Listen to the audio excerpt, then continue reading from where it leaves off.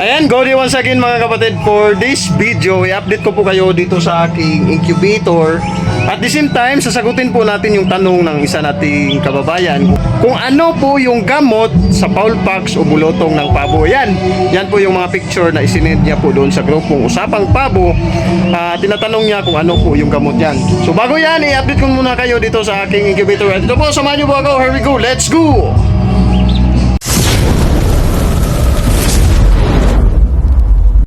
Bali sa ngayon mga kapatid, ito po yung update ng aking incubator. Ilang piraso lamang po yung laman nila ngayon. Ayan, na itlog ng pabo. Kasi nga yung mga breeder ko po na hybrid, yung 4 na piraso ay naglulugon po. Yung aking Bourbon Red din naglugon. Tapos kanina pala dito may dumating po dito sa akin para magkolekta or magkuha sa kanyang itlog na pina-incubate. Ayan po siya, Sir GB. Salamat po sa ilang bisis mo na pong pagbalik-balik dito sa akin na nagpa-incubate ng inyong itlog ng manok.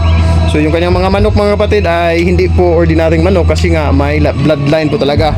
Yung may dugo po ng Idjo Gigante. Ayan, yung malalaking lahi ng manok. So ngayon, may kasabayan rin ako na ilang pirasong itlog na napisa dito. Mayroon po akong sisiyo ngayon na 2, 4, 6, 8. Ayan, 8 piraso lamang po. Tapos yung iba nito ay Bourbon Red. Mukhang 4 yung Bourbon Red, 4 din yung hybrid. Ayan. At marami yung hindi napisa. 5. Ayan o, hindi po napisa, 5. Tapos 8 yung napisa. Ayan. Ang naging problema dito is salamat nga sa Diyos dahil may napisa pa. Kasi ang mga itlog na ito is kasagsagan po ito ng tawag dito ng tag-init. Tapos yung lagayan ko, ayan, dyan ko po ini-imbak. Sinasabit ko doon banda sa aking mga breeder na malapit pala doon sa tawag dito, malapit sa bubong. So ayun, matagal kong bago napansin na tuwing tanghali umainit pala yung itlog. So ayun, isa po yun sa nakita kong sanhi. Kaya marami yung hindi napisa. 5 ang hindi napisa, 8 po yung napisa. Tapos kanina kay Sir GB is yung kanyang siyam na itlog, isa lang po yung hindi napisa. Ito lang po yung hindi napisa. Ayos naman, talagang maganda naman itong aking incubator. Basta yung 2 ilaw ay buhay lang po talaga. Tapos nami-maintain ko yung ganyan, karaming tubig. Goods na yan. Bali may mga sisiw po ako dito na Bourbon Red. Ayan, marami-rami rin ito. Ililipat ko na ito doon sa aking pabuhan. Tapos ito po yung bagong ugad na 8 piraso. Ayan, wala pang ilaw kasi yun po yung aking ililipat na bulb dito. Ayan. Tapos yan po yung aking incubator. Ayan, bali po mga kapatid, dito na po. Dito na po yung ilang pirasong sisiw sa aking pabuhan. Ilalagay ko na ito sa brooder kung saan po ilalagay sila. Ayan, napasarap yung kain ng aking mga alagang pabo. Tapos dito ko sila ilalagay. Kasi itong 4 na brooder, wala po itong laman ngayon. Ayan, mingaw. Liban doon, mayroon pa akong masisiw pa doon.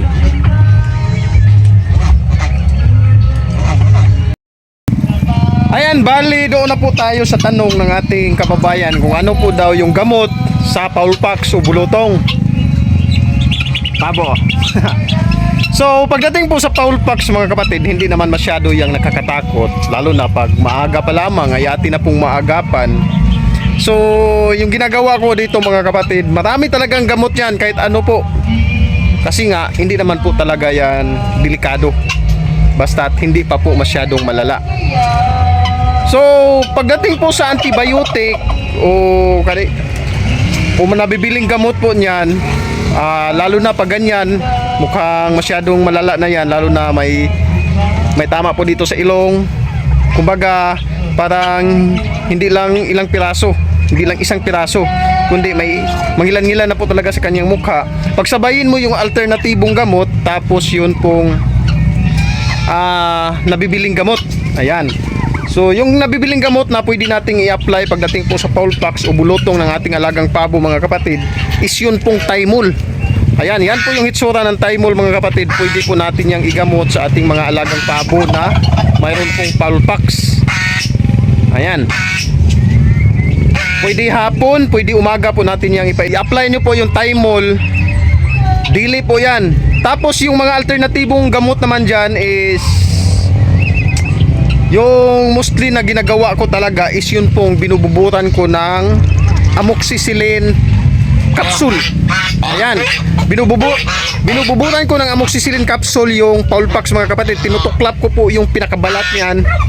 Pag natuklap na po, kung dudugo man, ayun, dati hinugasan ko pa ng toothpaste, kahit anong toothpaste, pero ngayon wala nang toothpaste, kahit amoxicillin na rekta mo yung ibububo doon sa natuklap. Tapos pag wala namang amoxicillin, lalo na wala po kayong mabilhan ng amoxicillin, kasi yung amoxicillin sa ibang pharmacy kailangan na po ng resita. Paano pag wala po tayong resita? Dito sa amin may mga maliliit kasi na pharmacy, kagaya ng Alpar, Pasensya Pharmacy. Yung mga maliliit lang, makikita naman natin yan sa merkado, yung maliliit na pharmacy, hindi po katulad ng Rose Pharmacy, 360. Ayan, kasi yung mga ganyan, yung mga lalaking pharmacy na po, hindi sila nagbibigay ng antibiotic na walang resita. Yung mga maliliit na pharmacy, nagbibigay po sila ng amoxicillin. Kaya lang, kailangan nating bumili ng 21 piraso. Good for 21 days kasi nagbibinta sila ng ganun. Tag-trace naman lang, nasa bandang 85 or 90 pesos yung mababayad natin sa ganun. Kasi pag doon naman tayo sa mga agri-supply, mahalan sa kanila, tag 6 pesos. Pero affordable naman, 6 pesos lang naman eh. Pero ayun, pwede tayong makakakuha niyan. Yan po yung ating pagsasabayin mga kapatid.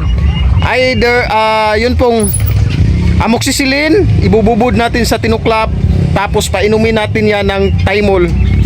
Pag natamaan po ng bulutong yung mata, ilong at kanilang bibig po mga kapatid, pag rabi na po, i-apply nyo po yung Thymol, mabisa po yan. So paano naman pag wala po tayong amoxicillin? Yung pinaka-alternatibong paraan para wala po tayong gasto is yun pong uling sa puwit ng kaldero. Ayan, yung kaldero po ginagamitan ng kahoy, yun, kasi makapal po yung kanyang uling. Tuklapin yung balat ng fowl pox, tapos yun po yung ating ilagay. Epektibo rin yan mga kapatid, lalo na pag hindi pa po masyadong grabe. Pero pag grabe na po, either amoxicillin, use oil, marami po talaga yan mga kapatid. Ayun nga, kasi nga sakit sa balat lang naman yang bulutong, kaya madali lang po yang gamutin. Ang mahirap lang is pag mahina po yung immune system ng ating alagang pabo. Nako, useless po yung lahat na gamot na yan. So pag mayroon po kayong pabo na mayroon pong fowl pox, palakasin nyo po yung immune system nila. Pag mahina pong kumain, ibalik nyo po sila sa pagpapakain ng purong feeds. Ayan, pag mahirap pa rin, hindi pa rin sila masyadong kumakain kahit purong feeds na po, ayan, baka peligro na po yung pabo na yan. Kailangan na po natin yung manual na subuan ng pagkain. So ayun, hindi po kasi masyadong delikado naman talaga yung fowl pox mga kapatid. Kaya kahit anong ilalapat natin ng mga alternatibong gamot, kaya posible po talaga yung gagaling, basta't malakas lang po yung kanilang immune system. Kaya lang pag masyadong grabe na po, ayun, ang pinaka i-recommenda ko po sa inyo is painumin nyo po ng Thymol. Kasi yun po yung maghihilom doon sa loob.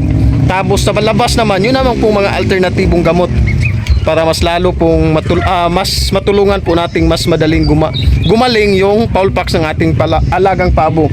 So ano naman po yung mga dapat nating gawin para maiwasan po at hindi po masyadong marami yung fowl pox sa ating pabuhan? Ang ginagawa ko dito is naglalagay po ako ng pailaw mga kapatid. Ayan o, may bumbilya nga o. Naglalagay po ako ng pailaw sa aking mga sisiw, maging sa aking mga malalaking pabo na po. Yan po talaga yung pinaka-prevention sa fowl pox, yung maglagay po tayo ng pailaw. Kasi nga, pag wala kasing pailaw mga kapatid, magkukumpula, kagaya nito, pag nandito sila sa kulungan, magkukumpulan sila sa isang sulok. Yung iba natatapakan, tapos madali pong makapenetrate yung lamok. Ayan, Pag kinagat ng lamok, sobrang kate, siguro ganun. Isa po sa rason talaga is yun pong lamok, tapos yung bubulihin ng ibang kasama nila. Marami pong factor. Pero ayun nga, para mabawasan o maiwasan po yung foul pox is maglagay po tayo ng pailaw na kagaya nito. Ayan. Umaga pa kasi ngayon, maliwanag pa, kaya hindi ko muna pinailaw. Ayun na po mga kapatid, pagdating po sa foul pox, hindi po yan masyadong delikado. Huwag po kayong kabahan yan mga kapatid.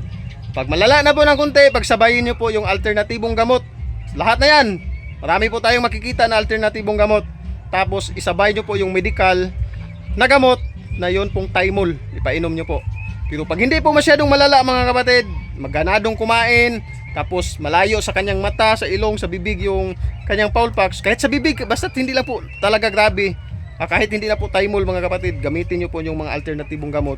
Kusa po yung gagaling. Basta tandaan nyo lamang po, obserbahan nyo po yung kanyang immune system. Dapat po malakas para kusa po yung maghihilom. Ayun, dapat malakas po siyang kumain at ganado po siyang kumain. Nang sa ganun ay kusa pong maghilom yung foul pox. Ayan, baka kailangan po nyo munang purgahin, saka nyo gamutin yung kanyang foul pox para lumakas yung kanyang immune system. At sana po nakabigay ito ng kaunting impormasyon, lalo na po sa mga baguhan at ngayon lamang po nagawi sa aking channel. Mga kapatid, maraming salamat po sa inyong lahat. Lagi nyo pong tandaan na paggawa ng mabuti ay di nagbubunga ng masama. See you on my next vlog. Bye bye.